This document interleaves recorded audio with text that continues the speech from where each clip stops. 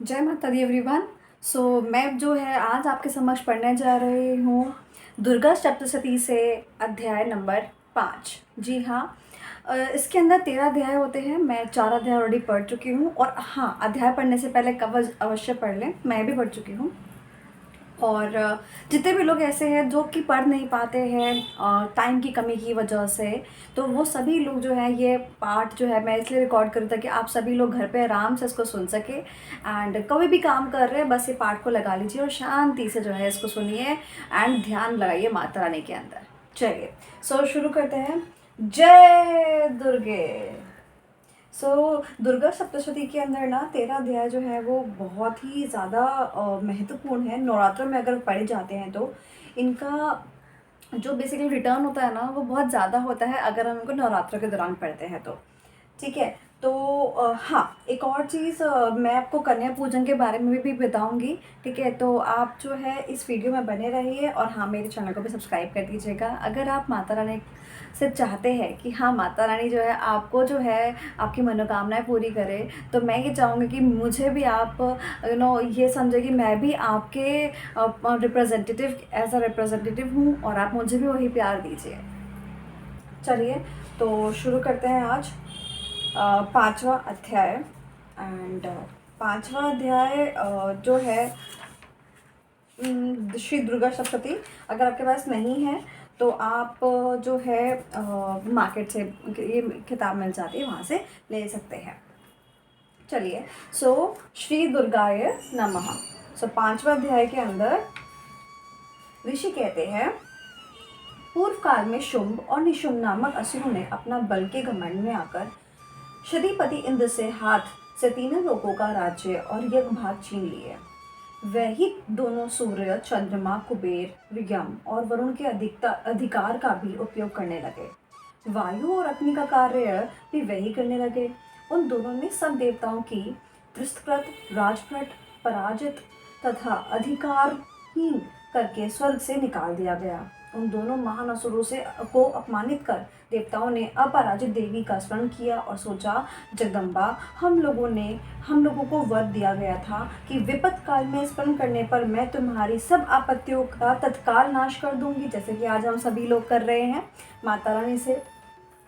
यह विचार कर देवता गिरिराज हिमालय पर गए और वहां भगवती विष्णु माया की स्तुति करने लगे। देवता बोले, देवी को नमस्कार है, महादेवी शिव को सर्वदा नमस्कार है, प्रकृति एवं भद्रा को प्रणाम है।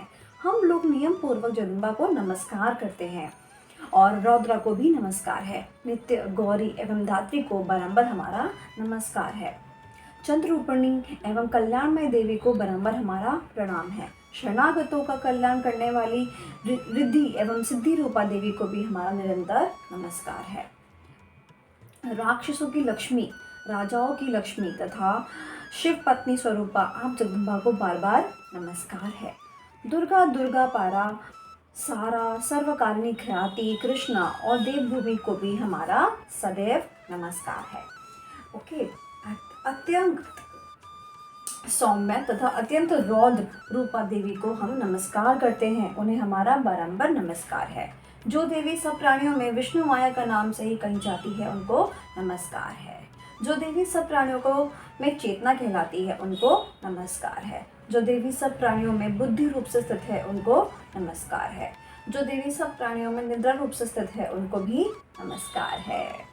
जो देवी सब प्राणियों में शुद्धा रूप से विद्यमान है, उनको भी नमस्कार है। जो देवी सब प्राणियों में छाया रूप से विद्यमान है, उनको भी नमस्कार है।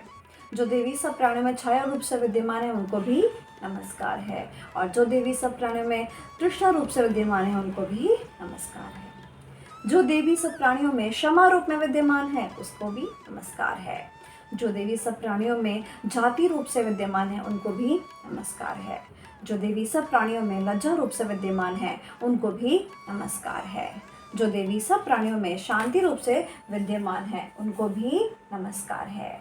जो देवी सब प्राणियों में श्रद्धा रूप से विद्यमान है, उनको भी नमस्कार है। जो देवी सब प्राणियों में क्रांति रूप से विद्यमान है, उनको भी नमस्कार है। जो देवी सब प्राणियों में लक्ष्मी रूप से विद्यमान है, उनको भी नमस्कार है।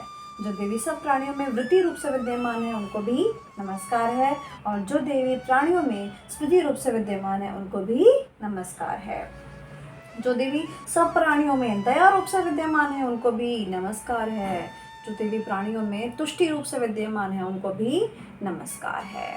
जो देवी सब जीवों में माता रूप में विद्यमान है उनको भी नमस्कार है। जो देवी सब जीवाधारियों में भ्रांति रूप से स्थित है उनको भी नमस्कार है।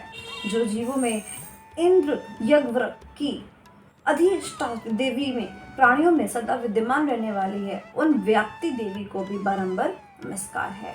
जो देवी चैतन्य रूप में इस संपूर्ण जगत को व्याप्त करके स्थित है उनको भी नमस्कार है। पूर्व काल में इष्ट अभिष्ट प्राप्ति होने से देवताओं ने जिनकी स्तुति की तथा इंद्र ने बहुत दिनों तक जिनका सेवन किया, वह कल्याण की साधना भूता ईश्वरी हमारा कल्याण और शुभ करे तथा सारे आपित्यों का नाश कर डाले। उड़न दैत्यों से पीड़ हम सभी देवता जिन परमेश्वरी को इस समय नमस्कार करते हैं तथा जो भक्ति से विनम्र पुरुषों द्वारा स्मरण की जाने पर तत्कालीन संपूर्ण विपत्तियों का नाश कर देती है, वह जगदम्बा हमारे संकट को दूर करे। ऋषि बोले, राजन, इस प्रकार सब देवता स्तुति कर रहे थे। उस समय पार्वती जी गंगा जी के जल में स्नान करने के लिए वहां आई। उन सुंदर बाहों वाली भगवती ने देवताओं से पूछा, आप लोग यहाँ किसकी स्तुति करते हैं? तभी उन्हीं के शरीर कोश से प्रकट हुई शिवा देवी बोली, शुंभ दैत्य से अपमानित और युद्ध में निशुंभ से विजित हो यह एकत्र हुए समस्त देवी देवता मेरे ही स्तुति कर रहे हैं। पार्वती जी के शरीर कोश से अंबिका का प्रादुर्भाव हुआ था, इसलिए वह समस्त लोकों में कौशिकी कही जाती थी। कौशिकी के प्रकट होने के बाद पार्वती का शरीर काले रंग का हो गया अत्यंत, अतः वह हिमालय पर रहने वाले कालिका देवी के नाम से प्रसिद्ध हुई।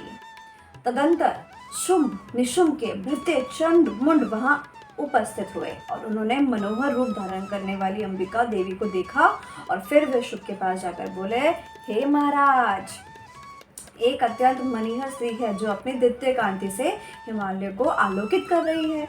वैसा उत्तम रूप कहीं किसी ने भी नहीं देखा होगा।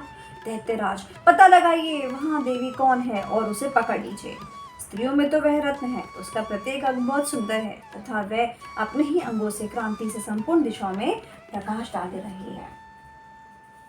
असुरश्वर, अभी वह हिमालय पर ही विद्यमान है, आप उसे देख सकते हैं। प्रभु, तीनों लोकों में मणि, हाथी और घोड़े आदि जितने भी रत्न हैं वो सभी समय आपके घर में शोभा पाते हैं। हाथियों में रतनभूत ऐरावत, परिजात का वृक्ष और उच्च श्रेवा घोड़, ये सब अपने इंद्र से ले आए हैं। हंसों से जुता हुआ यह विमान भी आपके आंगन में शोभा पाता है। यह रतनभूत अद्भुत विमान जो पहले ब्रह्मा जी के पास था, अब वह आपके पास लाया गया है। यह महापद्म नामक निधि आप कुबेर से छीन लाए हैं। समुद्र में आपको केश से सुशोभित किंजकिली नामक माला भेंट की किसने, कमल भी कुम्हाते नहीं। सुवर्ण की वर्षा करने वाला वर्ण की छत्र भी आपके घर में शोभा पाता है तथा यह श्रेष्ठ रथ जो पहले प्रजापति के अधिकतर में था, अब आपके पास मौजूद है। मृत्यु की उत्क्रांतिंदा नाम वाली शक्ति भी आपने छीन ली है तथा वरुण का पाश और समुद्र में होने वाले सब प्रकार के रतन आपके भाइयों निशुंभ में अधिकतर में है। अग्नि ने भी स्वतः शुद्ध किए 2 वस्त्र आपकी सेवा में भेंट किए हैं। दैत्यराज, इस प्रकार सभी रत्न आपने एकत्र कर लिए हैं, फिर जो भी है स्त्री के रत्न रूप कल्याणमयी देवी है, इसे क्यों नहीं अपने अधिकार में कर लेते? ऋषि बोले, चंड मुंड का यह वचन सुनकर शुभ ने माँ दैत्य सुग्रीव को दूत बनाकर भेजा और कहा, तुम मेरी आज्ञा से उससे ये बातें जाकर कहो और ऐसा उपाय करो जिससे प्रसन्न होकर वह शीघ्र ही यहाँ से चला आए। वह दूत पर्वत के अत्यंत रमणीक प्रदेश में जहाँ देवी स्थित थी गया और मधुरवाणी में कोमल वचन बोला। दूत बोला, देवी, दैत्यराज शुंभ इस समय त्रिलोकाधिपति है। मैं उन्हीं का भेजा हुआ दूत हूँ और मैं तुम्हारे पास आया हूँ। उनकी आज्ञा सदा सब देवता एक स्वर में मानते हैं, कोई उनका उल्लंघन नहीं करता। वे संपूर्ण देवताओं को पराजित कर चुके हैं। उन्होंने तुम्हारे लिए जो संदेश दिया है उसे सुनो। उन्होंने कहा है, तीनों लोग मेरे अधीन चलते हैं, संपूर्ण युगों में भागों में मैं ही प्रत्येक प्रत्येक भोगता हूँ। तीनों लोगों में जितने श्रेष्ठ रत्न है वह सब मेरे अधिकार में है। देवराज इंद्र का वाहन ऐरावत जो हाथियों में रत्न के समान है मैंने छीन लिया है। क्षीर सागर को मथने से जो अश्वर रतन उच्च श्रवा प्रकट हुआ था, देवताओं ने मेरे पैरों पर नत होकर समर्पित कर दिया है। सुंदरी, उनकी सेवा भी जितनी रतनभूत पदार्थ देवताओं, गंधर्वों और नागों के पास है वे सब मेरे पास आ चुके हैं। देवी, हम लोग तुम्हारे संसार की स्त्रियों में रतन मानते हैं, अतः हमारे पास आ जाओ, क्योंकि रत्नों का उपयोग करने वाले हम ही हैं। चपल कटाक्षों वाली सुंदरी, तुम मेरी या मेरे भाई महाप्रकाशकमणि निशुंभ की सेवा में आ जाओ, क्योंकि तुम रतन स्वरूपा हो। मेरा वर्ण करने से तुम्हें अतुल्य महान ऐश्वर्य की प्राप्ति होगी। अपनी बुद्धि से विचार कर तुम मेरी पत्नी बन जाओ। ऋषि बोले, दूत के योग कहने पर कल्याण स्वरूपा भगवती दुर्गा देवी जो सकल जगत को धारण करती है मन ही मन गंभीर भाव से मुस्कुराई और बोली। देवी ने कहा, दूत, तुम सत्य कहते हो, इसमें लेश मात्र भी झूठ नहीं कि शुंभ तीनों लोगों का स्वामी है और निशुंभ भी उसी समान बली है। किंतु इस विषय में मैंने जो प्रतिज्ञा कर ली है उसे कैसे मिथ्या करूं? मैंने अपने स्वरूप बुद्धि के कारण पहले से जो प्रतिज्ञा कर रखी है उसे सुनो। जो मुझे संग्राम में जीत लेगा, जो मेरे मत को चूर्ण कर देगा तथा संसार में जो मेरे सम्मान बली होगा वह मेरा वर्ण करेगा। इसलिए शुंभ अथवा महादैत्य निशुंभ स्वयं ही यहाँ पधारे और मुझे जीतकर शीघ्र मेरा हस्त ग्रहण कर ले। इसमें विलंब की क्या आवश्यकता है? दूत बोला, देवी, तुम घमंड से भरी हो, मेरे सामने ऐसी बातें ना करो। त्रिलोकी में ऐसा कौन पुरुष है जो शुंभ निशुंभ का सामना कर सके? देवी बोली, अन्य देवताओं के सामने भी सारा देवता युद्ध में नहीं ठहर सकते। और फिर उसने बोला, तुम अकेली क्या कर लोगी? जिस शुंभ आदि देवताओं के सामने इंद्र आदि देवता भी युद्ध में खड़े नहीं हुए, उनके सामने तुम स्त्री होकर कैसे जाओगी? इसलिए तुम मेरे ही कहने पर शुंभ निशुंभ के पास चली चलो। ऐसा करने से तुम्हारा गौरव की रक्षा होगी, और जब वे केशों को पकड़कर घसीटेंगे ना, तब तुम्हें अपनी प्रतिष्ठा खोकर जाना पड़ेगा। देवी ने कहा, तुम्हारा कहना तो ठीक ही है, शुंभ बलवान है और निशुंभ भी बड़ा पराक्रमी है, किंतु मैं क्या करूं? मैंने पहले ही बिना सोचे समझे प्रतिज्ञा जो कर ली है, अतः अब तुम जाओ। मैंने तुमसे जो कुछ कहा है वह ये सब असुराज से आदर पूर्वक कहना और फिर उन्हें जो चित लगे जान पड़ना। इसी तरह हमारा 5वां अध्याय जो है समाप्त होता है। एंड मैं ये चाहती हूँ माता रानी मुझे भी इतनी शक्ति दे कि कोई जब मुझे आकर मुझ पे कोई लांछन लगाए या मेरे स्त्री होने पे जब कोई उंगली उठाए ना, तो मेरे अंदर भी वो वही शक्ति हो कि मैं लड़ सकूँ, मेंटल भी एंड फिजिकल भी। जय माता दी, जय माता दी एवरीवन।